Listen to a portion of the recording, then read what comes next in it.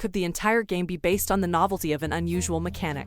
New cyber-western action roguelike Dust and Neon seems to think so, and while its active reload system is clever, the surrounding gameplay is mostly a simplistic affair. The gameplay is mostly solid and cohesive at the minute, but better western titles and better roguelites can be found elsewhere. Dust and Neon feels very fluid throughout, right down to the narrative. Mad scientist Dr. Finkel has created a series of cloned robot cowboys to hunt down a group of evil robots that have taken over 4 different areas of the Mech's western environment. When the player goes out to do his dirty work, he stays in his bunker, and while he's always there to greet them with random dialogue, he rarely offers any further information or help. There is also AI in the training, and a closed narrowing appears at each level. Their names are Rogue-Lite. This is an example of a strange shade of Dust and Neon light. It seems that it is capable of learning things that come to the canon level, but there is no gravel in the world to improve its vision. Its crushed humor followed. At least you can immediately master the Dust and Neon game. This is a problem walking around a fixed range of views. Sometimes it visually resembles the Strange West. Players hide behind cover, jump out to aim, and blow up anything that moves on the screen. When a gun runs out of bullets and needs to be manually reloaded, a single bullet turns into a nice gun animation that fills a fifth of the screen. Each random weapon has a different sized clip, so some weapons may require constant reloading, while others may fire a few extra shots. Inventory is limited, even late in Dust and Neon, but ammo crates litter every inch of the environment. Pistol, shotgun, and rifle types will soon be unlocked to discover and use, with more powerful versions available at each level. Otherwise, RNG's job is to deliver a premium product with good stats and loot boxes. Unfortunately, there are no other elemental effects or special secondary weapons available, and late firefights are more intense but otherwise equivalent.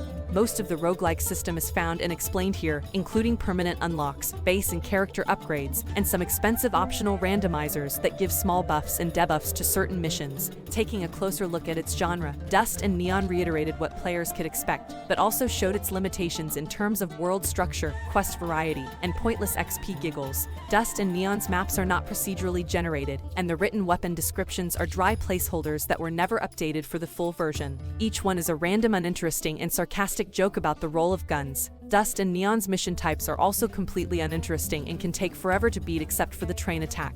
In these missions, the player races along 3 long trains that run side by side, clearing each car of enemies and looting money, before quickly moving on to what might be the highlight of the game's campaign. Sabotage missions, on the other hand, require you to crawl across huge maps to find power plants, fight waves of enemies, push a button, and destroy 2 random batteries before moving on to the next one. It drains quickly, and it's best to avoid these quests. At least the bosses are more interesting. A particularly interesting example is the Elder, a puzzle boss that traps the player in a room with various moving lasers and spiky floors. Each of Dust and Neon's boss fights unlocks harder versions for later encounters, though replays are hard to tell the difference, and the quests involved are just as long and boring as any non-train related raid level. Like the rest of the game, Dust and Neon's bosses pretend to be fun, but they lack charm or personality. Then there are the final bosses, which require any number of upgrades to reach, forcing players to take on repetitive quests and gain XP, a task that only makes the game's flaws easier to spot. At its best, Dust and Neon offers practical roguelike gameplay with responsive controls, but there are better options to cut down on pointless grinding. The PC version of Dust and Neon will be released on February 16, 2023. Thanks for watching. Don't forget to like and subscribe, and support my channel.